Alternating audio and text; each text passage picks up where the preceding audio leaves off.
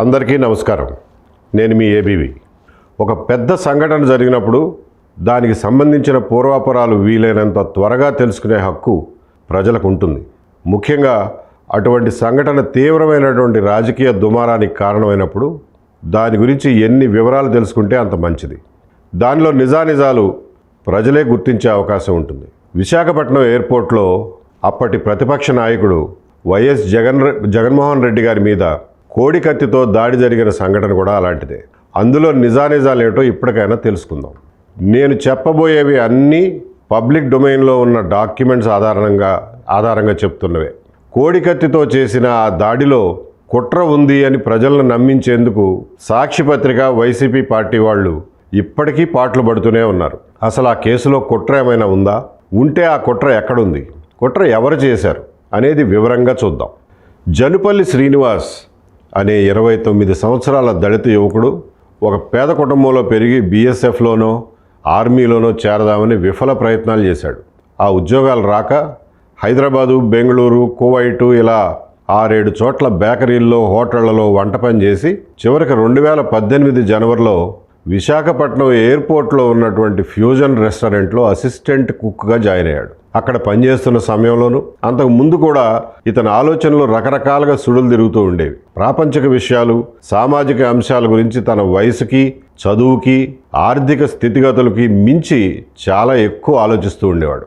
ఇతను 2018 అక్టోబర్ 20వ తారీఖు మధ్యాహ్నం 12:30 గంటల సమయంలో జగన్మోహన్ రెడ్డి గారు పాదయాత్రలో ఉండి వారం కోర్టుకు హాజరవడానికి విశాఖపట్నం ఎయిర్పోర్ట్ లాంజ్కి వచ్చినప్పుడు ఆయన దగ్గర సెల్ఫీ దిగే మిషతో లాంజ్లోకి వెళ్ళి కోడి పందాల్లో వాడే కోడి కత్తిని తీసుకుని ఆయన ఎడమ జబ్బ మీద ఇలా గుచ్చాడు. ఆయనకి రక్తగాయమైంది. చొక్కా మీద రక్తం మరకైంది. చుట్టుపక్కల ఉన్నవాళ్ళు శ్రీనుని పక్కకు లాగేశారు. సెక్యూరిటీ సిబ్బంది అతన్ని అదుపులోకి తీసుకుని అక్కడి నుంచి లాక్కెళ్ళి ఇమ్మిగ్రేషన్ రూమ్లో కూర్చోబెట్టారు. జగన్మోహన్ రెడ్డి గారు అక్కడి నుంచి నడుచుకుంటూ సెక్యూరిటీ చెక్ దగ్గరికి వెళ్ళి ప్రాథమిక చికిత్స అక్కడ చేయించుకుని విమానం ఎక్కి హైదరాబాద్ వెళ్ళిపోయారు. ఇది జరిగినటువంటి ప్రాథమిక సంఘటన. ఇమ్మిగ్రేషన్ రూమ్లో కూర్చోబెట్టిన శ్రీనివాస్ని పోలీసులు, సెక్యూరిటీ సిబ్బంది తనిఖీ చేశారు. తనిఖీల్లో అతని ప్యాంటు ముందు జేబులో 11 పేజీల ఉత్తరం దొరికింది. శ్రీనివాస్ రాసిన ఆ 11 పేజీల ఉత్తరంలో ముఖ్యమైన విషయాలు ఏమిటంటే తను వైఎస్ రాజశేఖర రెడ్డి గారి అభిమాని అని మొదటి పేరాలోనే ప్రకటించాడు. ఇంకా జగన్మోహన్ రెడ్డి గారిని ఉద్దేశించి, అన్నా, నేను ఈ విధంగా చేయడానికి గల కారణం నీ పైన ఏ విధమైన కక్ష కానీ, రాజకీయ కుట్ర కానీ, ఏ పదవి ఆశించి కానీ, సెలబ్రిటీగా మారాలని కానీ చేయలేదు. మన పరిపాలనలో మనం అధికారంలోకి వచ్చిన తర్వాత ప్రజలు ఇబ్బంది పడకుండా ఇలా చేశాను. అన్నా, మీరు ప్రవేశపెట్టిన మొదటి పథకం, అప్పట్లో నవరత్నాల పథకాలు ఉండేవి కదా, దానికి ప్రచారం బాగా జరిగేది. బహుశా వాటిల్లో ఒక పథకం అయి ఉంటుంది ఇది. అన్నా, మొదటి పథకం కొంతమంది రైతులకు మాత్రమే లబ్ధి చేకూరేలా ఉంది. రైతు అంటే సొంత భూమిలోనే కాదు, కౌలు రైతు కూడా ఉంటాడు. కౌలు రైతు మాట మీరు చెప్పలేదు. రెండోది, ప్రజలు తీవ్రంగా ఇబ్బంది పడుతున్న రెండో సమస్య, ఒక కూలి పని చేసుకునేవాడు రేషన్ బియ్యం తీసుకోవాలంటే 2 రోజుల పని మానేసి రేషన్ దుకాణాల చుట్టూ తిరగాల్సిన పరిస్థితి. ప్రజలు రేషన్ దుకాణాలకు వెళ్ళిన 10 నిమిషాల్లోనే రేషన్ పొందే అవకాశం కల్పించాలి. ఇలా సామాజిక సమస్యలను ఏకరువు పెడుతూ ఈ 11 పేజీల ఉత్తర్వు సాగింది. ఇందులో అతను వికలాంగులు, వృద్ధులు, నిరుద్యోగులు, రాజధాని నిర్మాణం ఖర్చు, పేదలకు ఇళ్ళు, ఆరోగ్య సమస్యలు, కులాల సమస్య, మద్యపాన నిషేధం, అవినీతి, మహిళల సమస్యలు, ప్రత్యేక హోదా, నక్సలైట్ల సమస్య, చివరికి వన్యప్రాణులు, పక్షులు, వాటి కష్టాలని, భూసారం దెబ్బతింటోందని, అనాథ పిల్లల గురించి, వరద బాధ్యతల గురించి, అగ్రిగోల్డ్ బాధ్యతల గురించి, తుఫాను బాధ్యతల గురించి 11 పేజీలు రాసుకుంటూ పోయాడు. ఆ 11 పేజీల ఉత్తరం కోర్టులో ఉంది. అది పబ్లిక్ డాక్యుమెంట్, అది మీరు కూడా చదవచ్చు. చివరిలో 11వ పేజీలో అతను రాసింది ఏంటంటే, ఈ ఘటనలో నాకే ప్రాణహాని జరిగినా నా అవయవ దానం చేయండి. అమ్మా, నాన్న, ఇట్లు మీ చంటి, అడ్రస్ తాణేలంక గ్రామం, ముమ్మిడివరం మండలం, తూర్పుగోదావరి జిల్లా. ఇది ఈ 11 పేజీల ఉత్తర సారాంశం. 11వ పేజీని తన చేతి వ్రాతతో కెలికినట్టుగా హడావిడిగా రాశాడు. 2-3 లైన్లు మాత్రమే ఉంది. అది సంఘటన జరగడానికి 10 నిమిషాల ముందే ఒక తెల్ల కాగితం తీసుకుని దాని మీద గబగబా రాశాడంట. నాకు ప్రాణహాని జరిగితే నా అవయవ దానం చేయండి అని. ఎందుకంటే సంఘటన చేయబోయే ముందు సమయం దగ్గర పడుతున్న కొద్దీ ఇతనికి టెన్షన్ పెరిగిపోయింది. తనను చంపేస్తారేమో, పోలీసులు ఉంటారు అక్కడ, కాల్ చేస్తారేమో అనే భయం పట్టుకుంది. ఒకవేళ కాల్ చేస్తే అవయవ దానం చేయండి అని అప్పటికప్పుడు గుర్తొచ్చి రాశాడు. చూస్తే ఈ 11 పేజీల ఉత్తరంలో మొదటి 9 పేజీలు ఒక దస్తూరిలో ఉన్నాయి, 10వ పేజీ వేరే దస్తూరిలో ఉంది, 11వ పేజీ 3వ దస్తూరిలో ఉంది. ఇన్ని దస్తూరీలు ఉన్నాయేంటి అని చెప్పి చూస్తే అతను చెప్పిన దాన్ని బట్టి తర్వాత దర్యాప్తులోనూ తేలింది ఏంటంటే తన చేతి రాత బాగోదని చెప్పి మొదటి 9 పేజీలు అతను ఊళ్ళో ఉన్నటువంటి మంచి చేతి రాత కలిగినటువంటి ఒక కజిన్తో రాయించుకున్నాడు. రఫ్ బుక్లో టెక్స్ట్ తనే ఇచ్చి దాన్ని మంచి చేతి రాతతో రాయించాడు. 10వ పేజీ ఎవరు రాశారయ్యా అంటే ఈ సంఘటనకి ముందు రోజు రాత్రి కొన్ని విషయాలను మర్చిపోయాను అని అందులో అగ్రిగోల్డ్ తుఫాను సమస్యలు ఉన్నాయి. 10వ పేజీని సంఘటనకు ముందు రోజు తన రూమ్మేట్తో రాయించాడు. ఆ 11 పేజీల ఉత్తరాన్ని స్వాధీనం చేసుకున్న సిఐఎస్ఎఫ్ సిబ్బంది, ఎయిర్పోర్ట్ అధికారులు దాని ప్రతి పేజీ మీద సంతకం చేసి మరీ పోలీసులకు అప్పగించారు.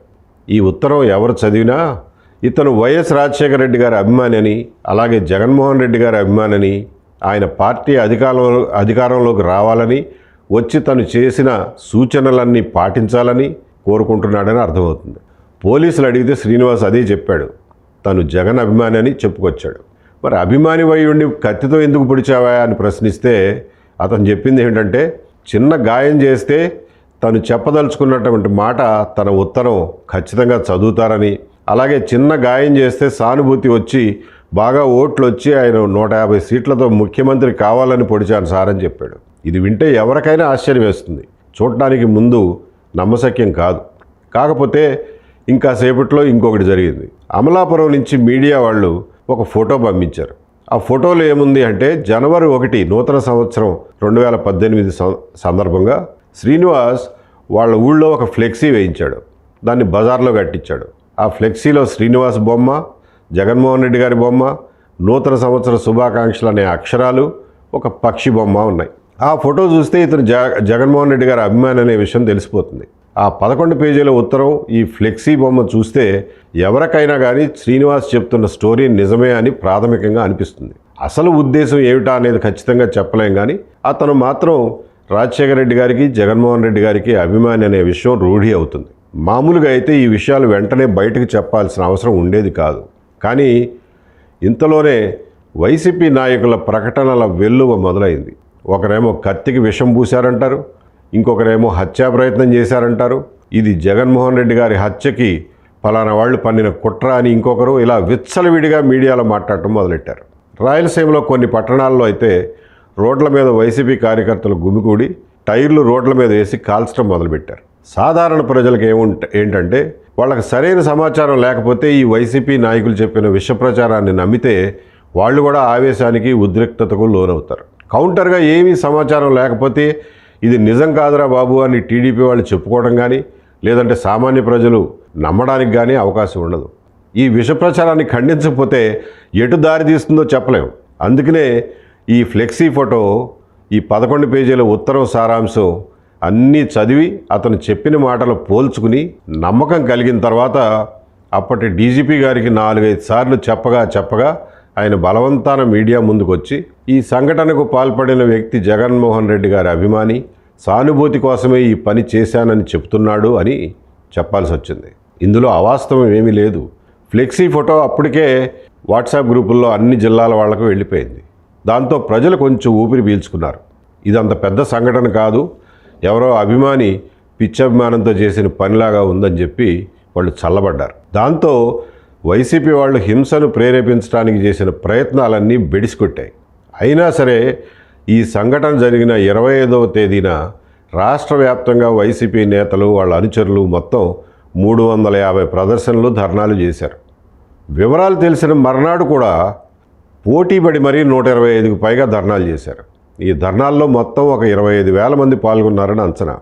ఆ రోజుల్లో పేపర్లో వచ్చిన వార్తలు చూస్తే ఎవరికైనా ఈ విషయాలు తెలుస్తాయి. ఈ 25,000 మందికి సాధారణ ప్రజలకి జత కలిస్తే జరిగే హింసను కంట్రోల్ చేయడం చాలా కష్టం. గతంలో విజయవాడలో వంగవీటి మోహన్ రంగా గారి హత్య తర్వాత జరిగిన హింస, ఇందిరాగాంధీ, రాజీవ్ గాంధీ గారుల హత్యల తర్వాత జరిగిన హింసలు మన కళ్ళ ముందే ఉన్నాయి. ఆ మధ్యలోనే తునిలో రైలు దహనం, దాచేపల్లిలో జరిగిన ఆందోళనలు కూడా చూసాం. కాబట్టి ఇలాంటి సంఘటనలను ఆధారంగా చేసుకుని రాజకీయ పార్టీలు ఒక ప్రణాళిక ప్రకారం హింసని ప్రేరేపిస్తే దాన్ని అదుపు చేయడం చాలా కష్టం. విచారణకు ముందే ఇతను జగన్ అభిమాని అని చెప్పి ప్రకటించడాన్ని చాలామంది తప్పుపడుతుంటారు. అలా ఎలా చెప్తారండి, దర్యాప్తు అవ్వకుండానే ఎలా చెప్తారని చాలామంది ప్రశ్నించారు. ఇక్కడ గమనించాల్సిన విషయం ఏంటంటే, దర్యాప్తు వేరు, ప్రజాశాంతిని అంటే పబ్లిక్ ఆర్డర్ని, శాంతి భద్రతలను కాపాడడం అనేది వేరు. ఈ రెంటిని వేరువేరుగా చూడాలి. విచారణ ఎక్కడికి పోదు, సాక్ష్యాలు ఏమి కనుమరుగు అవ్వవు. కానీ శాంతి భద్రతలు మాత్రం ఒక్కసారి అదుపు తప్పితే వాటిని మళ్ళీ కంట్రోల్ చేయడం చాలా కష్టం. ఆస్తి నష్టం, ప్రాణ నష్టం కూడా జరగవచ్చు.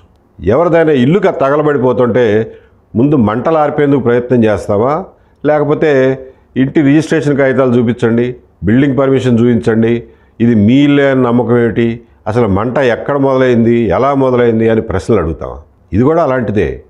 దర్యాప్తు చేసేవాళ్ళు దర్యాప్తు చేసుకుంటూ పోతుంటారు, శాంతి భద్రతలు కాపాడాల్సిన వాళ్ళు కాపాడాలి కదా. కొంచెం విఘ్నత ఉన్నవారు ఎవరైనా సరే దీన్ని అర్థం చేసుకోగలుగుతారు.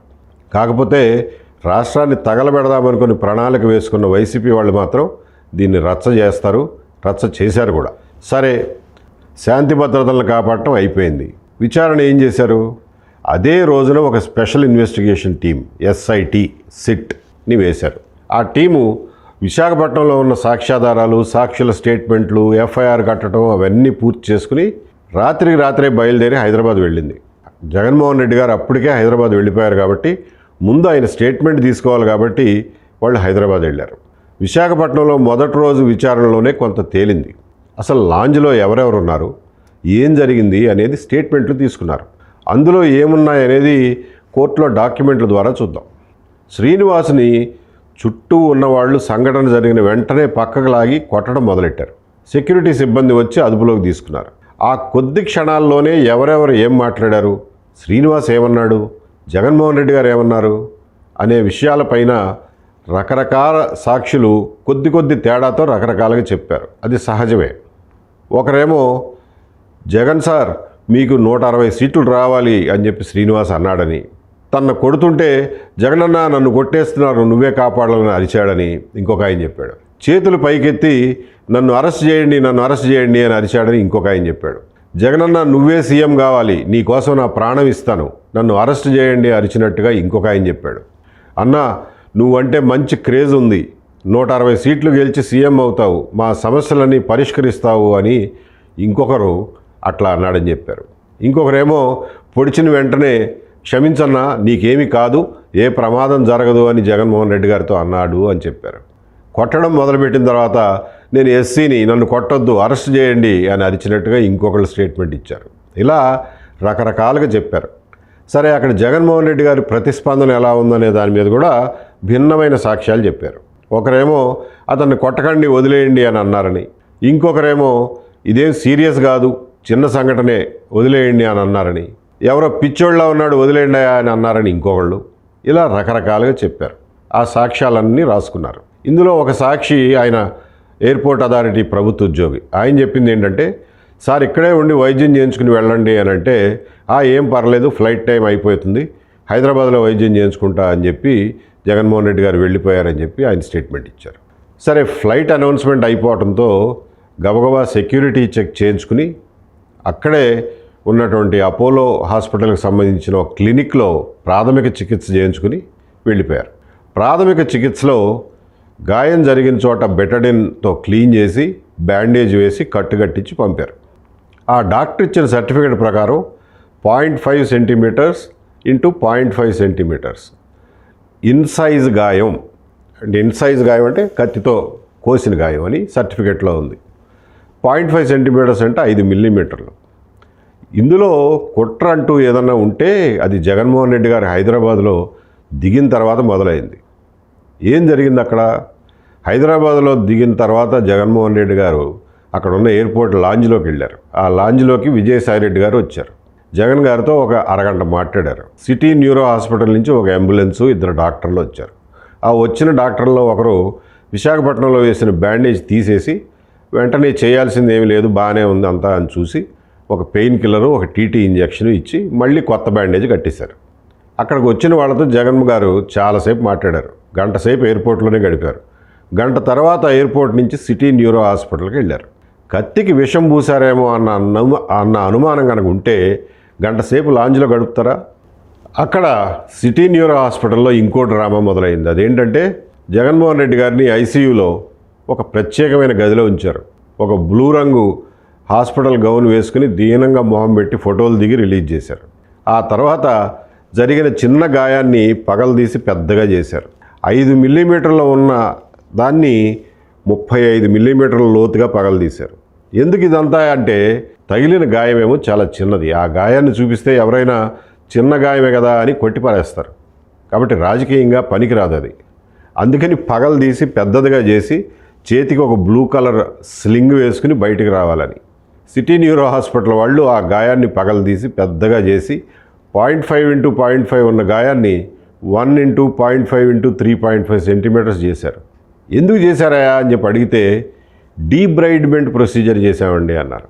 అసలు డీబ్రైడ్మెంట్ అనేది ఎప్పుడు చేస్తారంటే ఎవరైనా యుద్ధాల్లో కానీ యాక్సిడెంట్లో కానీ గాయాలు అయ్యాక మట్టిలో పడిపోతే చికిత్స అందటానికి చాలా టైం పట్టే పరిస్థితి ఉంటే ఈలోపు గాయం మీద మట్టి పేరుకుపోయి దెబ్బ ఎండిపోయి చర్మం మాడిపోయి ఆ మాడిపోయిన చర్మంలో ఇసుక రేణువులు దుమ్ము అతుక్కుపోయినప్పుడు ఆ ఎండిపోయిన చర్మాన్ని కత్తిరించి గాయం పై పొర తీసేసి తొందరగా కోలుకోవడం కోసం ఇన్ఫెక్షన్ రాకుండా ఉండటం కోసం చేసే ప్రొసీజర్ని డీబ్రైడ్మెంట్ అంటారు. ఇక్కడ అవసరం ఏం కలిగింది ఎవరికీ తెలియదు. ఈ డీబ్రైడ్మెంట్ చేయకపోతే ఇంత పెద్ద గాయం అయ్యిందని చెప్పి రాజకీయంగా చెప్పుకోవడానికి ఉండదు కదా. చేతికి స్లింగ్ కూడా అవసరం లేదు కదా. స్లింగ్ లేకుండానే హైదరాబాద్ వరకు జగన్మోహన్ రెడ్డి గారు వచ్చేసారు కదా. మళ్ళీ ఇక్కడ స్లింగ్ వేసుకుంటే అది చూడటానికి ఎబ్బెట్టుగా ఉంటుంది కాబట్టి డీబ్రైడ్మెంట్ పేరుతో గాయాన్ని పగలదీశారు. ఇది సిటీ న్యూరో ఆసుపత్రిలో చేసిన నిర్వాకం. ఈ ఆసుపత్రి యజమాని సాంబశివారెడ్డి గారు. దానికి ప్రతిఫలంగా ఆయనకి 2019 ఆగస్టులో ఏపీ మెడికల్ కౌన్సిల్ చైర్మన్గా పదవి ఇచ్చారు. అదే కాదు, మే 2020లో ఆరోగ్యశ్రీ ట్రస్ట్కి వైస్ చైర్మన్గా 2వ పదవి కూడా ఇచ్చారు. మర్నాడు ఉదయం హైదరాబాద్ వెళ్ళినటువంటి సిట్ టీము ఆసుపత్రికి వెళ్ళి, అయ్యా మీ రక్తంతో తడిచిన చొక్కా మాకు సాక్ష్యంగా కావాలి, దాన్ని ఫోరెన్సిక్ ల్యాబ్కు పంపించాలి అని చెప్పి 91 CRPC కింద నోటీస్ ఒకటి ఇచ్చారు. జగన్మోహన్ రెడ్డి గారిని మీ స్టేట్మెంట్ రికార్డ్ చేసుకుంటాము అని చెప్పి 160 CRPC నోటీస్ ఇవ్వబోయారు. రూమ్ బయటనే ఉన్న సజ్జల రామకృష్ణారెడ్డి గారు ఆ నోటీస్ తీసుకుని, ఈ పోలీసుల మీద మాకు నమ్మకం లేదు, దాడి చేసింది జగన్మోహన్ రెడ్డి గారి అభిమాని అని డీజీపీ ముందే ప్రకటించడాన్ని మేము తప్పుపడుతున్నాం, కాబట్టి మేము మీకు సహకరించేది లేదు, మేము స్టేట్మెంట్ ఇవ్వము అని నోటీసు మీదే రాసి సంతకం పెట్టి ఇచ్చేశారు. ఏం చేయాలో తెలియని పరిస్థితి పోలీసులది. జగన్మోహన్ రెడ్డి గారు స్టేట్మెంట్ ఇవ్వనన్నారు. దీంతో ఏం చేయాలో తెలియక అక్కడే ఉన్నారు. ఒక అరగంట సేపు ఐసీయూలో ఆ స్పెషల్ రూమ్ బయటే నుంచుని ఉన్నారు. ఆ తర్వాత ఏమనుకున్నారో ఏమో కానీ లోపలికి రమ్మన్నారు. లోపల విజయమ్మ గారు, షర్మిల గారు, భారతిరెడ్డి గారు, సజ్జల రామకృష్ణారెడ్డి గారు ఉన్నారు. ఇంకొక ఆయన కూడా ఉన్నారు కానీ ఆయన పేరు అనవసరం. జగన్మోహన్ రెడ్డి గారు దాదాపు 20 నిమిషాలు మాట్లాడారు ఆ పోలీస్ టీంతో. అతను నా మెడ మీద పొడవబోయాడు, నేను తప్పించుకుని తల తిప్పబట్టి సరిపోయింది, లేకపోతే పరిస్థితి వేరేలా ఉండేది, ఇలా జరుగుతుందని అనుకోలేదు అంటా చెప్పుకొచ్చారు. సార్ హైదరాబాద్ ఎందుకు వచ్చారు, విశాఖలో వైద్యం చేయించుకోవచ్చు కదా అంటే, అక్కడ ఉంటే గొడవలు అవుతాయి, కమోషన్ అవుతుంది, హైదరాబాద్లో మెరుగైన వైద్యం ఉంటుంది కాబట్టి హైదరాబాద్ వచ్చాను అని జగన్మోహన్ రెడ్డి గారు చెప్పారు. నేను ఫార్మల్గా స్టేట్మెంట్ ఇవ్వను, ఎందుకంటే మా పార్టీ నిర్ణయం తీసుకుంది, పోలీసులతో సహకరించకూడదని చెప్పి నిర్ణయం తీసుకుంది, అందుకే నేను స్టేట్మెంట్ ఇవ్వను అని చెప్పారు. అదంతా విన్న తర్వాత పోలీసులు బయటకు వచ్చేసారు. పోలీసులు వెళ్ళిపోయిన 10-15 నిమిషాలకే జగన్మోహన్ రెడ్డి గారు డిశ్చార్జ్ అయిపోయి చేతికి ఒక స్లింగ్తో ఫోటోలు దిగి లోటస్ పాండ్లో ఇంటికి వెళ్ళిపోయారు.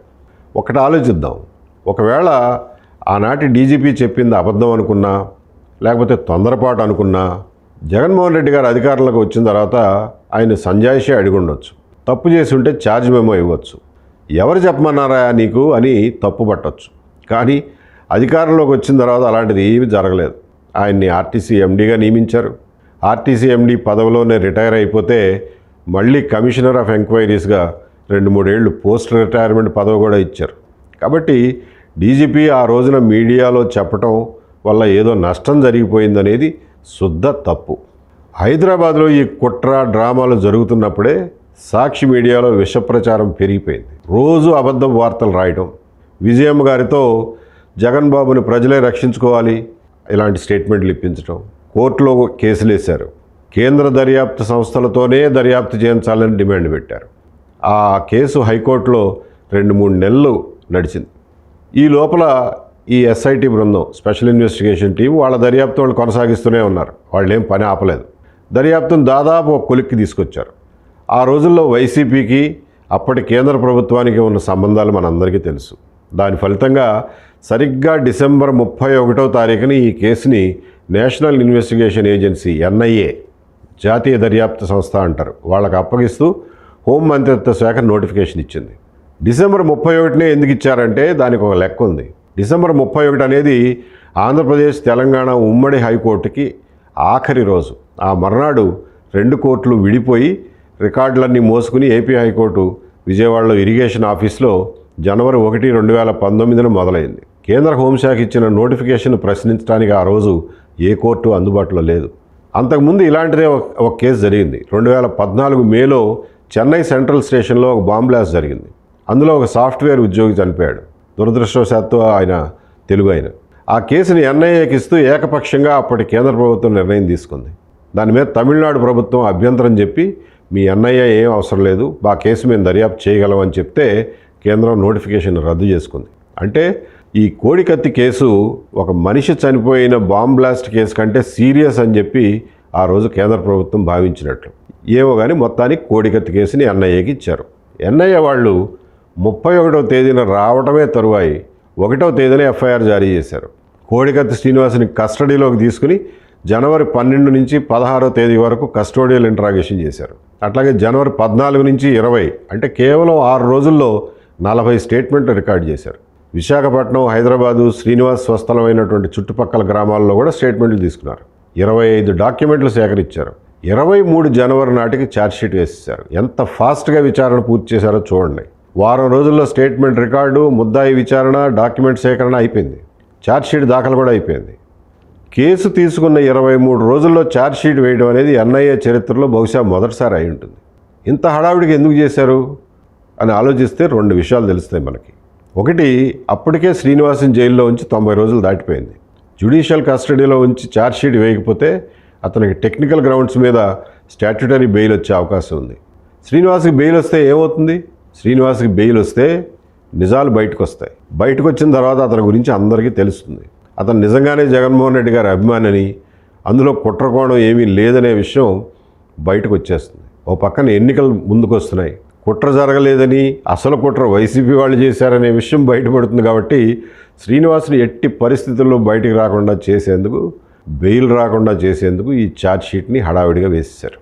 రెండోది, ఎన్నికల్లోపు దీని నుంచి పూర్తి స్థాయిలో రాజకీయ లబ్ధి పొందాలనేది ప్లాన్. అందుకే ఎన్ఐఏ హడావిడి ఛార్జ్షీట్. ఎన్ఐఏ వాళ్ళు వేసిన ఛార్జ్షీట్లో వాళ్ళు ఏమైనా పోనీ కొత్తగా ఏమైనా కనిపెట్టారా, ఏదైనా కుట్ర కోణాన్ని ఛేదించారా అంటే ఏమీ లేదు. అప్పటికే స్టేట్ పోలీస్ చేసినటువంటి విచారణలో పావు వంతు కూడా వాళ్ళు దర్యాప్తు చేయలే. హడావిడిగా అరకొరగా వేసినటువంటి ఛార్జ్షీట్ అది. ఎన్ఐఏ సేకరించిన 25 డాక్యుమెంట్లను చూస్తే అందులో 24 డాక్యుమెంట్లు నేరం నిరూపించడానికి ఎందుకు పనికిరానివి. వాళ్ళ డాక్యుమెంట్స్లో పనికొచ్చేది ఒకే ఒకటి ఉంది. అదేంటంటే శ్రీనివాస్ ఇంట్రాగేషన్ స్టేట్మెంట్. దాన్నే వాళ్ళ భాషలో డిస్క్లోజర్ మెమరాండమ్ ఆఫ్ అక్యూజ్డ్ అంటారు. దాన్ని సాక్షుల సమక్షంలో వీడియో రికార్డింగ్ కూడా చేస్తారు. కాబట్టి కోర్టులో దానికి ఎంతో కొంత విలువ ఉంటుంది. అంతకుముందే నవంబర్ 1వ తారీఖున ఎస్ఐటి వాళ్ళు శ్రీనివాస్ని ఇంట్రాగేట్ చేశారు. వాళ్ళు కూడా స్టేట్మెంట్ రికార్డ్ చేశారు. ఆ స్టేట్మెంట్ కూడా ఇప్పుడు కోర్టులో ఉంది. దీన్ని పోల్చుకుంటే రెండిట్లో ఏం తేడా లేదు. అంటే శ్రీనివాస్ తన మాటను మార్చలా. స్టేట్ పోలీసులకు ఏం చెప్పాడో, ఎస్ఐటి ముందు ఏం చెప్పాడో, ఎన్ఐఏ ముందు కూడా అదే చెప్పాడు. ఎన్ఐఏ స్టేట్మెంట్లో ఏముందయా అని చూస్తే అందులో కూడా తన జీవిత కథ అంతా చెప్పుకుంటూ వచ్చి ఏదైనా విచిత్రమైన పని చేస్తే తప్ప తను చెప్పదలుచుకున్నది ఎవరు వినరు, కాబట్టి కోడికత్తితో జగన్ గారి దండ మీద గుచ్చాలని అనుకున్నానని, అక్కడ గుచ్చితే ప్రమాదం ఉండదు కాబట్టి అలా చేసినానని, అలా చేస్తే సానుభూతి వల్ల జగన్మోహన్ రెడ్డి గారికి బాగా ఓట్లు వస్తాయని, ఆయన సీఎం అవుతారని చెప్పుకుంటూ పోయాడు. తను జగన్మోహన్ రెడ్డి గారు నిజంగా చంపే ఉద్దేశం ఉంటే మా హోటల్లో మాంసం నరికే పెద్ద కత్తులు ఉంటాయండి, అది వాడేవాడిని కదా అన్నాడు. కత్తితో గుచ్చినప్పుడు ఇన్ఫెక్షన్ రాకుండా ఉండటానికి, ఎక్కువ నొప్పి పెట్టకుండా ఉండటానికి 2 సార్లు కత్తిని వేడి నీళ్ళలో మరగబెట్టినట్టు, అంతేకాకుండా ఆ పొడిచిన రోజు ఉదయం ఆ కత్తిని అన్నం వండటం కోసం కాచిన వేడి నీళ్ళలో మరొకసారి ఉడకబెట్టినట్టు, అలా చేస్తే నొప్పి తక్కువ అవుతుందని చెప్పాడు. అట్లాగే ఏపీ పోలీసులు తనను విచారించినప్పుడు బాగా కొట్టారని, కానీ అబద్ధం చెప్పమని అయితే బలవంతం చేయలేదని, నిజం చెప్పమన్నారని, ఏ పార్టీ తరఫున చేశావు, ఏ పార్టీ ప్రోత్సహిస్తే చేశావు, ఎవరు చెబితే చేశావు అని కొట్టి అడిగారని, తను వాళ్ళకి ఆ రోజు ఏ అబద్ధం చెప్పలేదని, తను ఒక్కడనే తనకు తనే నిర్ణయం తీసుకుని చేశానని ఏపీ పోలీసులకు చెప్పానని, ఒకవేళ ఏపీ పోలీసులు కనుక ఎవరి పేరైనా బలవంతంగా చెప్పిస్తే అప్పుడు మ్యాజిస్ట్రేట్ గారి ముందు హాజరుపరిచినప్పుడు స్టేట్మెంట్ ఇచ్చి ఫిర్యాదు చేద్దాం అనుకున్నానన్నాడు. కానీ ఏపీ పోలీసులు అలా బలవంతం చేయకపోవడం వల్ల కొట్టినా కూడా ఆ దెబ్బల గురించి మ్యాజిస్ట్రేట్ దగ్గర మాట్లాడలేదని ఎన్ఐఏ వాళ్ళు రాసిన స్టేట్మెంట్లో, ఇంట్రాగేషన్ స్టేట్మెంట్లో రాశారు.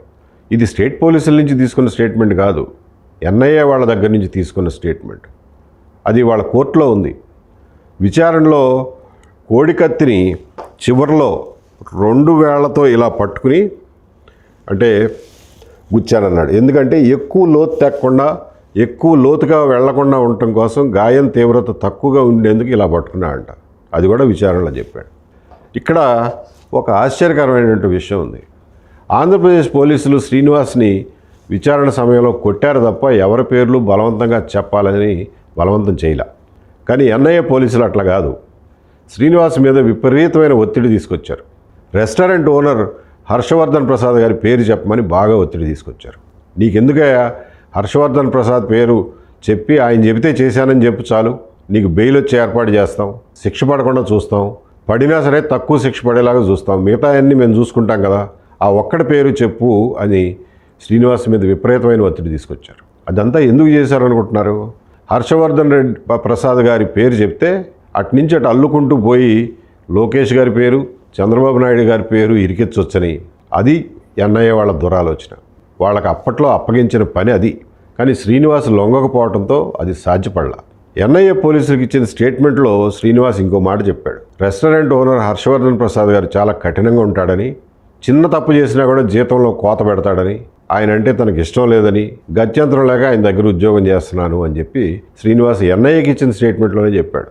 ఒకవైపు ఎన్ఐఏ పోలీసులేమో అతని పేరు చెప్పు చాలు, నిన్ను వదిలేస్తాం, నిన్ను అప్రూవర్గా తీసుకుంటామని ఒత్తిడి చేస్తున్నారు. అయినా సరే శ్రీనివాస్ మాత్రం హర్షవర్ధన్ ప్రసాద్ గారి పేరు చెప్పేందుకు ఇష్టపడలా, పేరు చెప్పేందుకు వ్యతిరేకించాడు కూడా. ఎందుకంటే అబద్ధం చెప్పి ఇరికిస్తే జీవితాంతం నేను బాధపడాల్సి ఉంటుంది అలాంటి పని చేసినందుకు, కాబట్టి చస్తే అలాంటి అబద్ధం చెప్పను అని నిలబడ్డాడు. దానివల్ల ఎన్ఐఏ పోలీసులకి శ్రీనివాస్ మీద బాగా కోపం వచ్చింది. ఛార్జ్షీట్ వేసిన తర్వాత 21 సార్లు బెయిల్ పిటిషన్ వేస్తే 21 సార్లు బెయిల్ రాకుండా చేశారు. అంతేకాకుండా చచ్చి చెడి లాయర్ సలీం గారి పుణ్యమా అని మే 2019లో జిల్లా కోర్టులో శ్రీనివాస్ బెయిల్ తెచ్చుకున్నాడు. అయితే నెల రోజుల లోపే 2019 జూన్ కల్లా ఎన్ఐఏ పోలీసులు హైకోర్టుకు పోయి బెయిల్ రద్దు చేయించారు. మళ్ళీ ఆగస్టులో శ్రీనివాస్ జైలుకి వెళ్ళిపోవాల్సి వచ్చింది. అప్పటి నుంచి 5 ఏళ్ల పాటు శ్రీనివాస్కి విముక్తి అనేది లేదు. మొత్తం 6 సంవత్సరాలు జైల్లో ఉన్నాడు. ఇదంతా ఎందుకు చెప్తున్నానంటే, ఒక పేదవాడు, దళితుడు అయినటువంటి శ్రీనివాస్ అన్ని కష్టాల్లో ఉండి కూడా యజమాని అంటే ఇష్టం లేకపోయినా యజమానిని తప్పుడు కేసులో ఇరికించేందుకు వ్యతిరేకించాడు, దానికి సహకరించలేదు.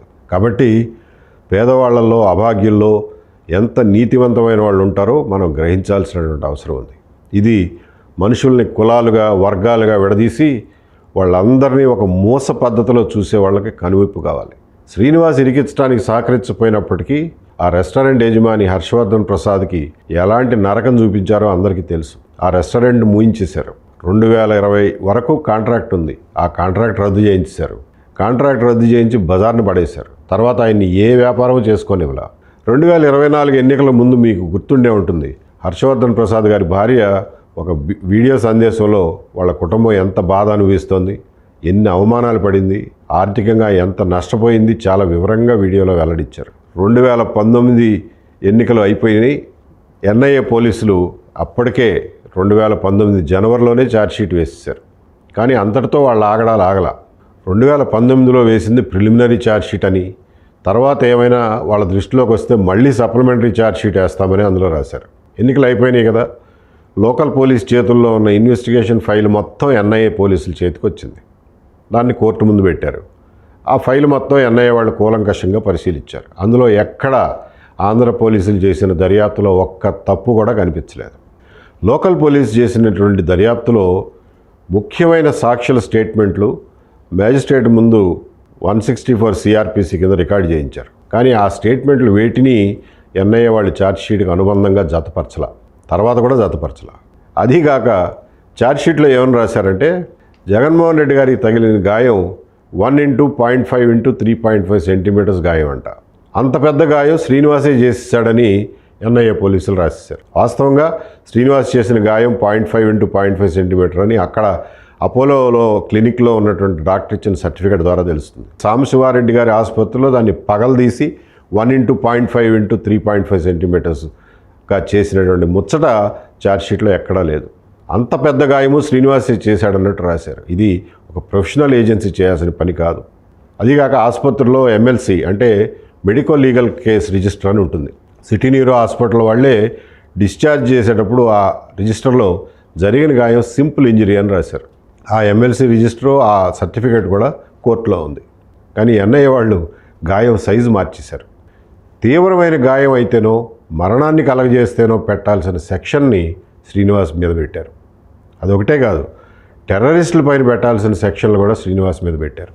ఏంటి ఆ సెక్షన్లు అసలు ఎక్కడి నుంచి వచ్చాయి అని చూస్తే 1971లో మాంట్రియల్లో సివిల్ ఏవియేషన్ అంటే పౌర విమానయాన భద్రత గురించి ఒక అంతర్జాతీయ సమావేశం జరిగింది. అది ఎందుకు జరిగిందంటే 1968-70 మధ్యలో మిడిల్ ఈస్ట్లో విపరీతంగా విమానాల హైజాకులు జరిగినాయి. ముఖ్యంగా అమెరికా విమానాలను టార్గెట్ చేసేవాళ్ళు. పాలస్తీనా లిబరేషన్ ఆర్గనైజేషన్ లాంటి సంస్థల ఆధ్వర్యంలో ఈ హైజాకులు జరిగాయి. దాని గురించే ఇంటర్నేషనల్ కన్వెన్షన్ పెట్టి సివిల్ ఏవియేషన్లో సేఫ్టీ సెక్యూరిటీ పెంచాలని దాని మీద అందరూ సంతకాలు చేశారు. మన దేశం కూడా సంతకం చేసింది. కానీ చట్టం చేయలా. మన దేశంలో సిక్కు టెర్రరిస్టులు భారతీయ విమానాలను హైజాక్ చేయడం మొదలుపెట్టే వరకు మనం దాని మీద చట్టం చేయలేదు. 1982లో చట్టం తీసుకొచ్చారు. ఆ చట్టం హైజాకింగ్లు, ఎయిర్పోర్ట్లో బాంబు పేలుళ్ళు జరగకుండా సెక్యూరిటీ చెక్ అయిన తర్వాత ఉండే ప్రాంతాల సేఫ్టీ కోసం అని ఉద్దేశించిన చట్టం అది. దానికి 1994లో ఒక సవరణ చేసి సెక్షన్ 3A అని కొత్తగా కలిపారు. ఆ చట్టాన్ని శ్రీనివాస్ మీద పెట్టారు. శ్రీనివాస్ చేసిన పనికి సివిల్ ఏవియేషన్ సెక్యూరిటీకి ఏమైనా సంబంధం ఉందో లేదో మీరే ఆలోచించండి. అందులో సెక్షన్ 3A అనే దాని ప్రకారం ఎవరైనా విమానం లోపల కానీ లేదా సెక్యూరిటీ ఏరియా అంటే శానిటైజ్డ్ ఏరియాలో కానీ ఎవరైనా ఎవరి మీదైనా గ్రీవస్ హర్ట్ అంటే తీవ్రమైన గాయం లేదా మరణం సంభవించేటటువంటి నేరానికి పాల్పడితే అప్పుడు వాళ్ళు ఆ సెక్షన్ కిందకు వస్తారు. ఇక్కడ జరిగింది శానిటైజ్డ్ ఏరియాలో కాదు, విమానంలో కాదు, రన్వే మీద కాదు, కేవలం లాంజ్లో. ఆ లాంజ్ సెక్యూరిటీ హోల్డ్ ఏరియా కిందకు రాదు. అది కూడా దురుద్దేశం ఏమీ లేని ఒక పిచ్చి అభిమానంతో ఎవరికో రాజకీయపరమైనటువంటి మేలు చేయాలనే ఉద్దేశంతో చేసిందే తప్ప విమానాలకు అంతరాయం కలిగించాలనే ఉద్దేశంతో చేసింది అయితే కాదు కదా. అది దర్యాప్తులో పూర్తిగా తేటతెల్లమైంది కదా. ఎన్ఐఏ వాళ్ళు రికార్డ్ చేసినటువంటి స్టేట్మెంట్లలో కూడా థాణేలంకలో ఉన్న శ్రీనివాస్ కుటుంబ సభ్యులు కానివ్వండి, చుట్టుపక్కల వాళ్ళు, స్నేహితులు, బంధువులు, గ్రామస్తులు అందరూ ముక్తకంఠంతో చెప్పింది ఒకటే, జగన్మోహన్ రెడ్డి గారు అంటే శ్రీనివాస్కి పిచ్చి అభిమానం, ప్రతి ఏడాది ఆయన పేరు మీద ఫ్లెక్సీలు పెడతాడు. ఇవన్నీ వాళ్ళు రికార్డ్ చేసిన స్టేట్మెంట్లోనే ఉన్నాయి. అయినా కానీ టెర్రరిస్టుల మీద పెట్టే సెక్షన్లు అతని మీద పెట్టి దాని ఆధారంగా 5 ఏళ్లకు పైగా బెయిల్ రాకుండా చేశారు. కోర్టులో విచారణ మొదలైతే ఇవన్నీ బయటకు వస్తాయి. ఎన్ఐఏ పోలీసులు చేసిన పనులన్నీ బయటకు వస్తాయి. అలాగే జగన్మోహన్ రెడ్డి గారు ఎన్ఐఏ పోలీసులకు ఇచ్చినటువంటి వాంగ్మూలంలో చెప్పిన అబద్ధాలు కూడా బయటకు వస్తాయి. ఎన్ఐఏ పోలీసులకి జగన్మోహన్ రెడ్డి గారు ఇచ్చిన వాంగ్మూలం ఛార్జ్షీట్తో పాటు కోర్టులో ఫైల్ చేశారు. అది పబ్లిక్ డాక్యుమెంట్. జగన్మోహన్ రెడ్డి గారి కథనం ఏంటంటే, ఇచ్చిన స్టేట్మెంట్ ఏంటంటే, శ్రీనివాస్ అనే యువకుడు కోడికత్తితో మెడ మీద స్లాష్ చేయబోయాడని, తప్పించుకుంటే అది భుజం మీద గుచ్చుకుందని, అలా గుచ్చుకున్నది అలాగే నిలబడిపోయిందని. ఫ్యాక్షన్ సినిమాలో చూపిస్తారు చూడండి, విలన్ హీరో మీద గొడ్డలు విసిరితే అది వీపులో గుచ్చుకుపోతుంది. ఓ చిన్న పిల్లాడిని ఎత్తుకుని పిల్లాడిని రక్షించడం కోసం వీపులో ఉన్న గొడ్డల్ని అట్లాగే ఉంచేసి పరిగెత్తుకుంటా హీరో గారు వెళ్ళి రైలు ఎక్కుతాడు. అట్లా ఉంది ఈయన చెప్పిన ఈ స్టంట్ స్టోరీ. ఎవరైనా మెడ మీద స్లాష్ చేయడానికి ప్రయత్నం చేస్తే అది భుజం మీద గుచ్చుకుని అలాగే ఉండిపోతుందా? 0.5 సెంటీమీటర్స్ లోతుగా గుచ్చుకున్నటువంటి వస్తువు, ఇంత బరువైన వస్తువు అట్లాగే నిలబడిపోతుందా? ఎన్ఐఏ పోలీసులకు ఇచ్చిన వాంగ్మూలంలో జగన్మోహన్ రెడ్డి గారు అంత అసంబద్ధంగా అసహజమైనటువంటి అబద్ధాలు ఆడారు. అంతేకాదు తనకట మొదట వచ్చిన అనుమానం కత్తికి విషం పూసారేమో అనంట. అలా అనుకుంటే కత్తికి విషం పూసారేమో అని అనుమానం వస్తే వెంటనే విశాఖపట్నంలోనే హాస్పిటల్లో చూపించుకోవాలి కదా. విమానం ఎక్కి ఎందుకు వెళ్ళిపోయారు? విమానంలో విషం వికటిస్తే అది పనిచేయడం మొదలెడితే ఎవరు కాపాడతారు మిమ్మల్ని? అదీగాక కనీసం హైదరాబాద్లో దిగ్గానే హాస్పిటల్కి పరిగెత్తాలి కదా. అలా చేయకుండా హైదరాబాద్ ఎయిర్పోర్ట్ లాంజ్లో గంట సేపు మంతనాలు ఏంటి? కాబట్టి ఇవన్నీ చూస్తే జగన్మోహన్ రెడ్డి గారు చెప్పినటువంటి అబద్ధాలన్నీ తేటతెల్లం అవుతాయి. జగన్మోహన్ రెడ్డి గారు ఇంకా చాలా విషయాలు చెప్పారు ఎన్ఐఏ వాళ్ళకి. జయలలిత గారికి ఆసుపత్రిలో అలా జరిగింది, అక్కడ ఉంటే నన్ను కూడా ఆసుపత్రిలో ఏం చేస్తారో అని భయం వేసింది, అందుకే హైదరాబాద్ వచ్చేసాను అని చెప్పారు. ఎస్ఐటి పోలీసులకు చెప్పినప్పుడు మాత్రం 26వ తారీఖున విశాఖపట్నంలో హడావిడి ఎందుకులే, కమోషన్ అవుతుంది, హైదరాబాద్లో మంచి వైద్యం దొరుకుతుందని వచ్చాను అని చెప్పారు. ఇక్కడ వైద్యం చేయించుకోండి సార్ అని చెప్పి ఎయిర్పోర్ట్ వైద్యులు చెప్తే ఎందుకులే హైదరాబాద్ వెళ్ళిపోతాను, అక్కడ వైద్యం చేయించుకుంటానని చెప్పారు. అంటే ఎన్ఐఏ పోలీసులకి స్టేట్మెంట్ ఇచ్చే నాటికి ఆయన ఒక స్టోరీ అల్లడం పూర్తయిందన్నమాట. అందులో ఆయన ఇంకా ఎటువంటి ఎలిగేషన్స్ చేశారంటే పాదయాత్ర మొదలుపెట్టే నాటి నుంచే విశాఖపట్నం ఎయిర్పోర్ట్లో సీసీ కెమెరాలు పనిచేయడం ఆపేశారట. అది పచ్చి అబద్ధం. సీసీ కెమెరాలు పనిచేస్తూనే ఉన్నాయి. 2 టీబీల చొప్పున 7 హార్డ్ డ్రైవ్లు, మొత్తం 14 టెరాబైట్లు సీసీ కెమెరా ఫుటేజీ అప్పటి దర్యాప్తు అధికారులకు ఎయిర్పోర్ట్ అధికారులు అందించారు. అలాగే ఫ్యూజన్ రెస్టారెంట్లో ఉన్న కెమెరా ఫుటేజ్ కూడా అందించారు. అవన్నీ కోర్టులో ఉన్నాయి. కాబట్టి సీసీ కెమెరాలు పనిచేయడం లేదనేది పచ్చి అబద్ధం. ఇంకా ఆయన ఏమేం చెప్పారంటే ఈ కుర్రాడి క్రిమినల్ హిస్టరీ ఉంది, అంతకుముందు ఒక హత్యా ప్రయత్నంలో ఉన్నాడు, కేసులో ఉన్నాడు, అయినప్పటికీ కూడా తన నేర చరిత్రను దాచిపెట్టి ఇక్కడ ఎయిర్పోర్ట్లో ఎన్ఓసి సంపాదించాడు అని చెప్పి, కావాలని చెప్పి దాచిపెట్టి ఎన్ఓసి ఇచ్చారు అని కూడా. ఇది కూడా పచ్చి అబద్ధం. ఎందుకంటే రూల్స్ ప్రకారం ఎయిర్పోర్ట్లో పనిచేసే ప్రతి వాళ్ళు ఏదైనా దుకాణంలో ఉంటే అందులో పనిచేసే వాళ్ళకు కూడా ఎన్ఓసి కావాలి, సెక్యూరిటీ క్లియరెన్స్ కావాలి. అలాగే ఫ్యూజన్ రెస్టారెంట్లో పనిచేసే క్లీనింగ్ స్టాఫ్ దగ్గర నుంచి అందరికీ సెక్యూరిటీ క్లియరెన్స్ ఉంటుంది. జనపల్లి శ్రీనివాస్కి కూడా సెక్యూరిటీ క్లియరెన్స్ కోసం దరఖాస్తు చేశారు. అప్పుడు లోకల్ పోలీసులు ఇచ్చిన క్లియరెన్స్ సర్టిఫికేట్లో ఏమి రాశారంటే మా పోలీస్ స్టేషన్లో వీళ్ళ మీద ఎటువంటి కేసులు కానీ నేర చరిత్ర కానీ లేదు, కాకపోతే ఆయన స్వస్థలం ఆయన ముమ్మిడివరంలో వెరిఫై చేసుకోండి అని కండిషనల్గా క్లియరెన్స్ సర్టిఫికేట్లో క్లియర్గా రాశారు. ఎయిర్పోర్ట్ స్టాఫ్ ఏమో స్వస్థలానికి కూడా ఈ కేసు రిఫర్ చేసి అక్కడ కూడా కేసులు ఏమన్నా ఉన్నాయేమోనని చెప్పి చూసుకునే ప్రయత్నం చేయకుండా క్లియరెన్స్ సర్టిఫికేట్ పాసు ఇచ్చేశారు. అది వాళ్ళ నిర్లక్ష్యం అంతే తప్ప అక్కడ ఎయిర్పోర్ట్ పోలీస్ స్టేషన్లోని స్టాఫ్ నిర్లక్ష్యం అయితే కాదు. ఇంతకీ ఆయన స్వస్థలంలో ఏం జరిగిందయ్యా అంటే శ్రీనివాస్ మీద 2017లో ఒక కేసు నమోదైంది. ఒక పెళ్లికి వెళ్తే అక్కడ ఒక కుర్రాడిని 4-5 పట్టుకుని కొట్టారు. ఆ కుర్రాడు పారిపోయాడు. కుర్రాడు కనిపించడం లేదని చెప్పి మ్యాన్ మిస్సింగ్ కేసు, అంటే ఆచూకీ తెలియని కేసు ఒకటి లోకల్ పోలీస్ స్టేషన్లో కట్టారు. ఆ తర్వాత దాన్ని చేతులతో కొట్టారు, బెదిరించారు అని చెప్పి 323, 506 ఐపీసీ సెక్షన్ల కింద మార్చారు. ఈ కేసుని మ్యాన్ మిస్సింగ్ నుంచి కన్వర్ట్ చేశారు. దానికి మ్యాజిస్ట్రేట్ అనుమతి తీసుకుంటే తప్ప ఎఫ్ఐఆర్ చేయడం కుదరదు. మ్యాజిస్ట్రేట్ గారి అనుమతి తీసుకునే ఆ 2 సెక్షన్ల కింద ఎఫ్ఐఆర్ చేశారు. అందులో జనపల్లి శ్రీనివాసన్ 4వ ముద్దాయి కింద రాశారు, 4వ 5వ ముద్దాయి. కానీ ఏ రోజు జనపల్లి శ్రీనివాసన్ పోలీస్ స్టేషన్కి పిలవలేదు, నోటీస్ ఇవ్వడం కానీ అరెస్ట్ చేయడం కానీ ఎప్పుడూ జరగల. కాబట్టి తన మీద కేసున్న విషయం కూడా జనపల్లి శ్రీనివాస్కి తెలిసే అవకాశమే లేదు లీగల్గా చూస్తే, ఎందుకంటే అతన్ని ఎప్పుడు పోలీసులు పిలవలేదు.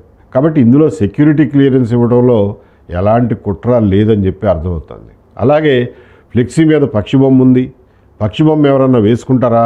యాక్టర్ శివాజీ గారు అంతకుముందు చెప్పినట్టుగా ఆపరేషన్ గరుడాలో భాగంగానే ఇది జరిగింది, కాబట్టి ఇది కుట్రే. గరుడ అంటే పక్షి కాబట్టి ఇక్కడ పక్షి బొమ్మ ఉంది కాబట్టి ఇది కూడా ఆపరేషన్ గరుడాలో భాగమే అని చెప్పి జగన్మోహన్ రెడ్డి గారు చెప్పారు. ఎంత హాస్యాస్పదం అండి! అన్ని పక్షులు గరుడు పక్షులు అవుతాయా? ఇతను వేసిన ఫ్లెక్సీలో ఉన్నది ఈగల్ బొమ్మ. ఈగల్ అంటే డేగ. అది కూడా ఎందుకు వేసావా అని చెప్పి పోలీసులు అడిగితే నేను వాలీబాల్ ఆడేటప్పుడు సర్వీస్ చేస్తే అది డేగ రెక్కలు విప్పుకుని ఎగిరినట్టుగా ఉంటుంది అంటారు సార్, కాబట్టి మా ఫ్రెండ్స్ అందరూ నన్ను అరే ఈగల్ అని పిలుస్తూ ఉంటారు, అందుకే ఈగల్ బొమ్మ వేయించుకున్నాను అని పోలీసులే చెప్పాడు. దాంట్లో కూడా జగన్మోహన్ రెడ్డి గారికి కుట్రకోణం కనిపించింది. ఇంకొకటి అన్నారు ఆయన, అసలు విఐపీ లాంజ్ చాలా హై సెక్యూరిటీ, అక్కడికి శ్రీనివాసుని ఎలా అనుమతించారు అని, ఎవరు పంపారు, ఎందుకు పంపారు, ఇది కూడా కుట్రే అన్నారు. ఏమంటే విశాఖపట్నం ఎయిర్పోర్ట్కి ఎవరైనా వెళ్తే తెలుస్తుంది, ఎయిర్పోర్ట్లోకి ఎంటర్ కాగానే వెంటనే ఎడమ చేతి వైపున విఐపీ లాంజ్ ఉంటుంది. ఎయిర్పోర్ట్లోకి ప్రవేశించేటప్పుడు ఎవరినైనా టిక్కెట్ ఉందా లేదా అని చూస్తారు తప్ప జేబులు తనిఖీ చేయరు. టిక్కెట్ ఉన్న ప్రతి ఒక్కరూ ఎయిర్పోర్ట్లోకి విఐపీ లాంజ్ వరకు వెళ్ళొచ్చు. విఐపి లాంజ్ గుమ్మం దగ్గర ఎవరో ఒకరు అటెండర్ ఉంటాడు. లాంజ్లోకి వచ్చే అర్హత ఉందా లేకపోతే మీకు పాస్ ఉందా లేదా అని చెప్పి చూసి లోపలికి పంపిస్తారు. అంతే తప్ప అక్కడ ఎలాంటి ప్రత్యేకమైన భద్రతా ఏర్పాట్లు ఉండవు. అదేం హై సెక్యూరిటీ ఏరియా కాదు. సెక్యూరిటీ చెక్ అయిన తర్వాత మాత్రమే దాన్ని సెక్యూరిటీ హోల్డ్ ఏరియా అంటారు. అక్కడ చాలా హై సెక్యూరిటీ భద్రతా ఏర్పాట్లు ఉంటాయి. దానికంటే ముందే లాంజ్ ఉంటుంది. జగన్మోహన్ రెడ్డి గారితో ఫోటో దిగాలి అని చెప్పి ఒక వైసీపీ నాయకుడిని శ్రీనివాస్ బతిమిలాడితే ఆయనే విఐపి లాంజ్లోకి తీసుకెళ్లారు. అట్లా చాలా సులువుగా లాంజ్లోకి శ్రీనివాస్ వెళ్ళిపోయాడు. అయినా కానీ సర్వర్ డ్రెస్లో కాఫీయో వాటర్ బాటిల్లో పట్టుకుని వెళ్తే సాధారణంగా ఎవరో ఆపరు. ఇది జరిగినటువంటి అసలు వాస్తవం. ఆ రోజున విఐపి లాంజ్లో ఉన్న 5-6 కరణం ధర్మశ్రీ గారు, రాజన్న దొర గారు, కొండా రాజీవ్ గాంధీ గారు, కృష్ణకాంత్ ఎలియాస్ కేకే అంటారు ఆయన, సుధాకర్ అనే ఇంకొక ఆయన అసలు ఆ లాంజ్లో ఉండటానికే అర్హులు గారు. వాళ్ళ దగ్గర పాస్ లేదు, వాళ్ళకి ఎలిజిబిలిటీ లేదు. ఎలా వచ్చారయ్యా అని అంటే జగన్మోహన్ రెడ్డి గారే బలవంతం చేసి మా వాళ్లే రానివ్వండి అని చెప్పి తీసుకెళ్లారు. ఈ విషయం ఎయిర్పోర్ట్ సెక్యూరిటీ స్టాఫ్ అధికారికంగా రాతపూర్వకంగా ఎస్ఐటికి ఇచ్చారు. కాబట్టి ఆ విఐపి లాంజ్లోకి శ్రీనివాస్ రావడంలో అసహజత్వం ఏంటూ ఏమీ లేదు. హర్షవర్ధన్ ప్రసాద్ని హర్షవర్ధన్ చౌదరి అంటూ హర్షవర్ధన్ చౌదరి కుట్ర చేసి ఆయన ఒకప్పుడు గాజువాక సీటు కోసం టీడీపీలో ప్రయత్నం చేశాడు. ఆయనే కుట్ర చేసి శ్రీనివాసుని పనిలో పెట్టుకుని తన ద్వారా ఇదంతా నడిపించాడు అని చెప్పాడు. జగన్మోహన్ రెడ్డి గారు ఈ కుంటి సాకుల్ని మళ్ళీ వల్లి వేస్తూ విచారణ జరగకుండా ఆపేస్తున్నారు. 2019లో వేసిన ఛార్జ్షీట్కి 2023లో విచారణ మొదలైంది కోర్టులో ట్రయల్. ఒక సాక్షిని విచారించిన తర్వాత రెండో సాక్షి కింద జగన్మోహన్ రెడ్డి గారిని పిలిచారు. వెంటనే ఆయన నాకు సెక్యూరిటీ రిస్క్ ఉంది, నేను కోర్టుకు వస్తే ట్రాఫిక్ సమస్యలు వస్తాయి, కాబట్టి నేను కోర్టుకు రాను, ఇంట్లోనే ఉంటాను, మా ఇంటికి వచ్చి విచారణ చేసుకోండి అని చెప్పి పిటిషన్ వేశారు. అదేం కుదరదయా అని చెప్పిన తర్వాత ఇంకొక పిటిషన్ వేశారు. తానే కోరుకుని వేయించుకున్న దర్యాప్తు సంస్థ ఎన్ఐఏ చేసిన దర్యాప్తు అంట సరిగ్గా లేదంట. అది సరిగ్గా లేదని, తను చెప్పిన కుట్ర కోణాలను వాళ్ళు ఛేదించలేదని, కాబట్టి ఇంకా దర్యాప్తును కొనసాగించమని ఎన్ఐఏని ఆదేశించాలని ఈ పిటిషన్ వేశారు. జగన్ గారు వేసిన పిటిషన్లో మళ్ళీ ఇదే స్టోరీ అంతా చెప్పారు. నేను పలానా కుట్రలు ఉన్నాయని ఆరోపించాను, దాన్ని ఇంతవరకు తేల్చలేదు అన్నారు. అలాగే సీసీ కెమెరాలు పనిచేయలేదన్నారు. తర్వాత పక్షి బొమ్మ గురించి మాట్లాడారు. తర్వాత విఐపి లాంజ్లోకి అతను ఎట్లా వచ్చాడు అన్నారు. హర్షవర్ధన్ చౌదరి అని మళ్ళా ముఖ్యమంత్రి అయిన 4 ఏళ్లకు కూడా ఆయన పేరు హర్షవర్ధన్ ప్రసాదో హర్షవర్ధన్ చౌదరో జగన్మోహన్ రెడ్డి గారికి తెలియదు అంటండి. ఆ స్థాయిలో ఉంటుంది జగన్మోహన్ రెడ్డి గారి రాక్షస కుల రాజకీయం. సరే, దీని మీద ఎన్ఐఏ పోలీసులు కౌంటర్ వేశారు. అతను హర్షవర్ధన్ చౌదరి కాదయా ప్రసాదు, అతన్ని పూర్తిగా విచారించాం, అందులో అతను కుట్ర ఉన్నట్టుగా కానీ ప్రమేయం ఉన్నట్టుగా కానీ ఏమీ తెలియరాలేదు అని చెప్పి కౌంటర్ వేశారు. అట్లాగే సీసీ కెమెరాలు పనిచేస్తున్నాయి, పనిచేయటం లేదనేది మీ అపోహ మాత్రమే అని కూడా రాశారు. జగన్మోహన్ రెడ్డి గారి పిటిషను, ఎన్ఐఏ పోలీసులు వేసిన కౌంటరు ఇవన్నీ పరిశీలించిన తర్వాత విజయవాడలో ఉన్న ఎన్ఐఏ సెషన్స్ జడ్జి గారు ఆర్డర్ ఇచ్చారు. జగన్మోహన్ రెడ్డి గారు వేసిన పిటిషన్ని డిస్మిస్ చేసి విచారణ కొనసాగుతుంది అన్నారు. ఇది 2023 జూలైలో జరిగింది. ఇంకా అప్పటికీ ఢిల్లీతో వైసీపీకి ఉన్న సంబంధాలు ఏవి చెక్కు చెదరలేదు. ఈ పిటిషన్ మొహం చూస్తే డిస్మిస్ అవుతుందని ఎవరైనా ముందే ఊహిస్తారు. దాంతో ఢిల్లీ నుంచి ఇంకొక ఆర్డర్ తీసుకొచ్చారు. విశాఖలో ఘటన జరిగింది కాబట్టి ఎన్ఐఏ కోర్టు విజయవాడలో ఉండటానికి వీల్లేదు, దీన్ని విశాఖపట్నానికి మార్చాలి అని చెప్పి ఢిల్లీ నుంచి ఆర్డర్ తీసుకొచ్చారు. ఈ ఆర్డర్ ఇక్కడికి చేరే లోపలే జగన్మోహన్ రెడ్డి గారి పిటిషన్ డిస్మిస్ అయిపోయింది. దాని తర్వాత హోంశాఖ వాళ్ళు ఇచ్చినటువంటి నోటిఫికేషన్ వల్ల ఈ రికార్డు మొత్తం విశాఖపట్నం సెషన్స్ జడ్జి గారి దగ్గరికి చేరింది. జగన్మోహన్ రెడ్డి గారు ఇప్పుడు మళ్ళీ హైకోర్టుకి వెళ్ళారు. కోర్టు మారింది కాబట్టి ఇంతకుముందు వేసిన పిటిషన్నే మళ్ళీ ఈ కోర్టులో వేసుకుంటాం, కాబట్టి విజయవాడ జడ్జి గారు ఇచ్చినటువంటి ఆర్డర్ని పక్కన పెట్టండి అని చెప్పి హైకోర్టుకి వెళ్ళారు. ఇందులో ఏదో కాంప్లికేషన్ ఉన్నట్టుంది, ప్రస్తుతానికి విచారణ మీద స్టే విధిస్తున్నాం, అందరూ కౌంటర్ వేయండి అని చెప్పి హైకోర్టు చెప్పింది. ఇది జరిగింది 2023 అక్టోబర్లో. ఎన్ఐఏ పోలీసులు కౌంటర్ వేశారు. అయినా సరే హైకోర్టులో ఆ కేసు ఒక కొలిక్కి రాల. విచారణ మీద ఇప్పటికీ స్టే కొనసాగుతూనే ఉంది. ఆ హైకోర్టులో కేసు లిస్ట్ అవ్వడం కోసం లాయర్ సలీం గారు ప్రయత్నం చేస్తున్నారు. ఏం జరుగుతుందో చూద్దాం. మనం తెలుసుకోవాల్సింది ఏంటంటే, ఈ కేసు విచారణ అంటూ జరిగితే, విచారణ పూర్తయితే శ్రీనివాస్ చేసిన తప్పేమిటి, ఎంత శిక్షకు అర్హుడు అనే విషయం తేలిపోతుంది. విచారణ జరగకపోతే ఆ విషయం తేలదు కదా. కానీ విచారణ జరిగితే జగన్మోహన్ రెడ్డి గారు చెప్పిన అబద్ధాలన్నీ బయటకు వస్తాయి, ఆయన చేసిన కుట్ర అభియోగాలన్నీ అబద్ధాలని తేలిపోతాయి. కాబట్టే జగన్మోహన్ రెడ్డి గారు ఈ కేసును విచారణకు రాకుండా శత విధాలుగా ప్రయత్నం చేస్తున్నారు. ఎక్కడైనా ఒక నేరస్తుడి విచారణను అడ్డుకోవడం చూసాం, ఎందుకంటే శిక్ష పడుతుందేమోనని భయం ఉంటుంది. కానీ ఒక సాక్షి విచారణను అడ్డుకోవటం కేవలం జగన్మోహన్ రెడ్డి గారి విషయంలో మాత్రమే సాధ్యం. జగన్ గారి లాయర్ల ముందు, డబ్బు బలం ముందు శ్రీనివాస్ ఏం చేయగలడు? జగన్మోహన్ రెడ్డి గారి అధికార దాహానికి ఈ ఒక దళిత కుటుంబం బలైపోయింది. తన కోసం ప్రాణాలు పోగొట్టుకోవడానికి కూడా సిద్ధపడినటువంటి ఒక దళిత యువకుడి జీవితంలో కాలం స్తంభించిపోయింది. ఇదంతా జగన్మోహన్ రెడ్డి గారి వల్లనే. ఇదేం న్యాయమో మీరే చెప్పండి. జై భీమ్ సినిమా లాంటి కథలు సినిమాల్లోనే కాదు, మన కళ్ళ ముందే ఉంటాయి.